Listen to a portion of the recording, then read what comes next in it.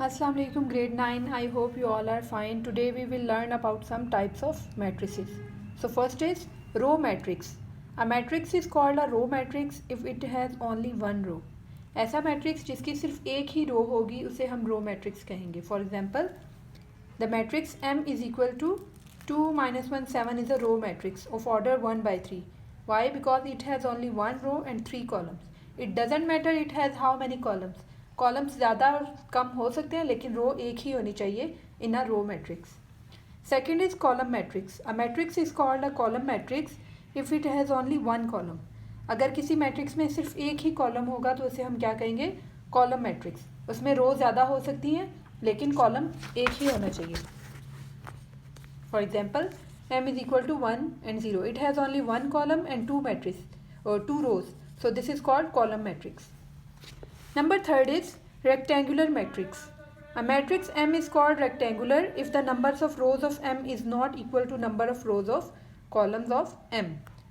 Rectangle का मतलब है जिसमें जो opposite sides होती हैं वो different होती हैं तभी उसकी shape rectangle बनती है.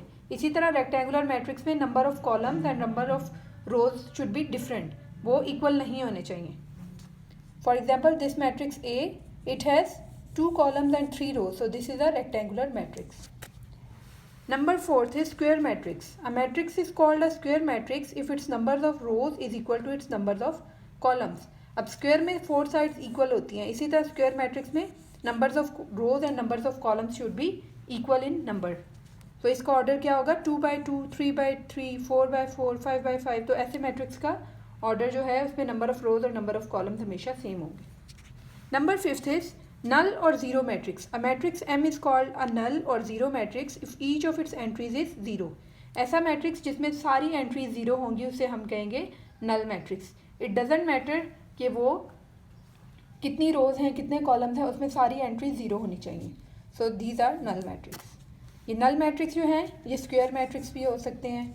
ये देखें ये रो मैट्रिक्स भी है, ये कॉलम है, ये रेक्टेंगल है, लेकिन ये मोस्ट इंपॉर्टेंट इन सब में सब एंट्री ज़ीरोज़ हैं. So this is called a zero or null matrix. Number 6th is transpose of a matrix. A matrix obtained by changing the rows into columns or columns into rows of a matrix is called transpose of that matrix.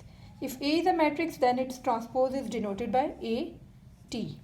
तो आपने transpose of matrix में क्या करना है? Number of rows को column में change कर देना है और नंबर ऑफ कॉलम्स को रोज में. कोई एक चीज़ आपने करनी है. For example A is equal to 1 2 3. ये इसकी रोज है, रो है फर्स्ट में 1 2 3. इसको आपने ट्रांसपोज में इस रो को आपने कॉलम में चेंज कर दिया 1 2 3 1 2 3.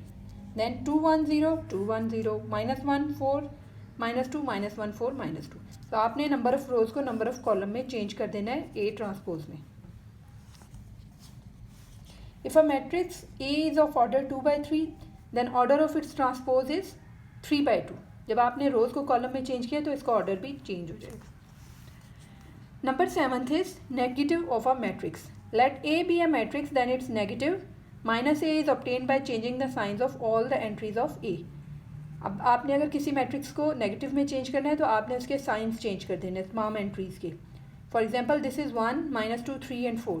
सो you have to change 1 into -1 3 into -3 -2 into 2 and 4 into -4. तो आपने इनके साइन ऑपोजिट कर देना. अगर नेगेटिव है तो पॉजिटिव कर देना, पॉजिटिव है तो नेगेटिव कर देना. Number 8 is a square matrix is symmetric if it is equal to its transpose. That is matrix A is symmetric if A T is equal to A. तो इसमें उन्होंने कहा है कि अगर मैट्रिक्स दो मैट्रिक्स सिमेट्रिक होंगे, अगर for example this is a matrix M, ये इसका जो ट्रांसपोज है वो दोनों सेम होंगे. अगर ये वाला मैट्रिक्स जो है 1 2 3 इसको हम पहले ट्रांसपोज में चेंज कर दें 1 2 3 1 2 3 2 -1 4 2 -1 4 3 4 0 3 4 0. तो ये दोनों सेम है. M is equal to M T. So this is called symmetric matrix. Number 9th is skew symmetric matrix. A square matrix A is said to be skew symmetric if AT is equal to -A. अब अगर किसी भी matrix का हम transpose लें और उसको फिर हम उसको नेगेटिव ले लें तो वो दोनों अगर सेम होंगे तो उसको हम कहेंगे a square symmetric matrix. For example this is a matrix A with entries 0 2 3 -2 0 1 -3 -1 0।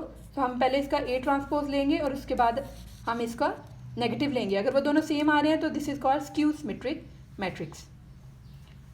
Number 10th is a diagonal matrix. A square matrix A is called a diagonal matrix if at least any one of the entries of its diagonal is not zero and non-diagonal entries are zero।